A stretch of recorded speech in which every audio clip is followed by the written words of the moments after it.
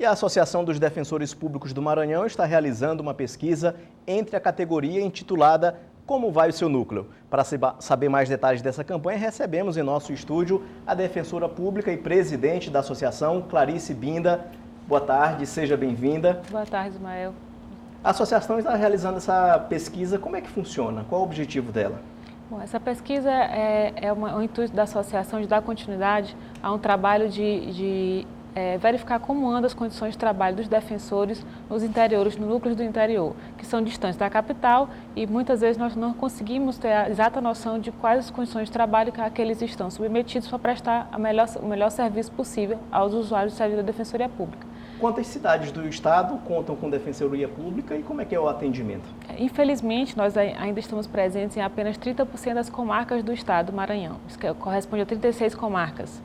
E somos 140 defensores para todo o estado. É um número ainda muito pequeno, mas nos lugares onde existe o atendimento da Defensoria Pública, tem um núcleo regional da Defensoria Pública, existe uma demanda muito grande, principalmente na área de família, que é o nosso maior atendimento, a área também da criança e adolescente, a área criminal, logicamente. Mas, enfim, tem inúmeras demandas que são atendidas pela Defensoria Pública. No momento, qual seria o número ideal de defensores para atender essa necessidade aqui do estado? Bom, nós pensamos no mínimo triplo desse número de defensores públicos, até porque nós temos mais de 300 juízes, mais de 300 promotores e a proporção no mínimo de paridade entre essas carreiras que trabalham juntas para o funcionamento do sistema de justiça. Então, no mínimo 300 defensores, mais de 300 na verdade, e com uma atuação que também vai além da judicial, uma atuação extrajudicial que é além de só o acesso ao Poder Judiciário. Nessas cidades onde tem o serviço da Defensoria Pública, como é que tem sido a aceitação da população? A população, na verdade, ela clama pelo serviço da Defensoria Pública, porque justamente é para aquelas pessoas que não têm as condições de pagar advogado particular.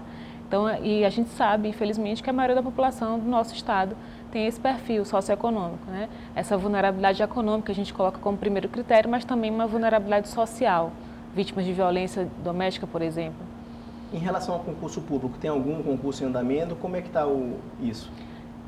Acabamos de ter o resultado da terceira etapa do nosso concurso na sexta-feira.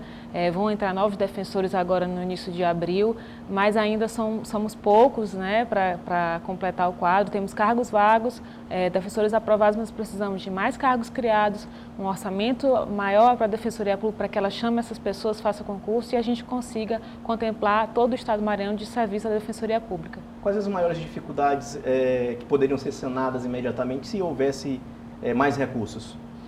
Bom, a primeira coisa, a gente precisa de um orçamento próprio, né, que seja digno da importância da instituição. Isso quer dizer, por exemplo, um índice orçamentário próprio da Defensoria Pública, a exemplo do Ministério Público e do Poder Judiciário na Lei de Responsabilidade Fiscal. A partir daí, nós podemos ter uma estrutura de pessoal condizente, tanto de defensores como de quadro próprio de servidores, que nós não temos. Nunca fizemos um concurso público de quadro de servidores da Defensoria Pública, e isso é uma das nossos clamores, fora as condições de trabalho estruturais mesmo do defensor e o número de defensores. Em relação à participação feminina na Defensoria Pública, como é que está? Bom, apesar do censo do IBGE colocar como quase 52% o número de mulheres na população brasileira, então a maior parte é composta por mulheres, na Defensoria Pública do Maranhão, por exemplo, nós temos pouco mais de 40%. E no diagnóstico geral da Defensoria Pública do Brasil é quase a paridade, são 49% de mulheres. Mas, infelizmente, nas carreiras jurídicas como um todo, não só na Defensoria Pública, existe um número muito maior de homens e, principalmente, quando você fala de cargos de direção a serem ocupados, que predominantemente ainda é de homens. Em relação à prestação de serviço da Defensoria Pública nessas cidades onde funciona, o que significa para a população ter acesso a esse tipo de serviço? Significa que qualquer demanda que você possa ter restringido um direito seu, e você tem que acionar a justiça, seja o Poder Judiciário ou seja uma resolução extrajudicial daquele conflito, você não tem condições de buscar uma orientação jurídica privada, você pode buscar o atendimento na Defensoria Pública. E aí se fala em conciliação também, de mediação, na questão de família, de pensão, de divórcio, questão de direito de vizinhança, a questão criminal também, claro, a restrição de liberdade, que é um dos valores mais caros da sociedade. Enfim, uma gama de situações, a questão de renda mesmo, de acesso a programas sociais do governo, tudo isso passa por uma orientação, um atendimento da Defensoria Pública que a população pode buscar. Nessas cidades onde tem defensoria, como é que a população pode ter um serviço da defensoria pública? É só se encaminhar ao núcleo regional, né, que geralmente é próximo do fórum, mas cada município tem seu núcleo, né, que tem atendimento da Defensoria Pública e é atendido, existe o agendamento lá, tem os defensores para ser atendido e atendido pelo defensor. Alguns lugares têm estagiário também, mas a maioria deles não tem estagiário. De qualquer forma, com ou sem estagiário, a gente tem um atendimento presencial do próprio defensor público. Clarice Binda, defensora pública e presidente da Associação dos Defensores Públicos do Estado do Maranhão.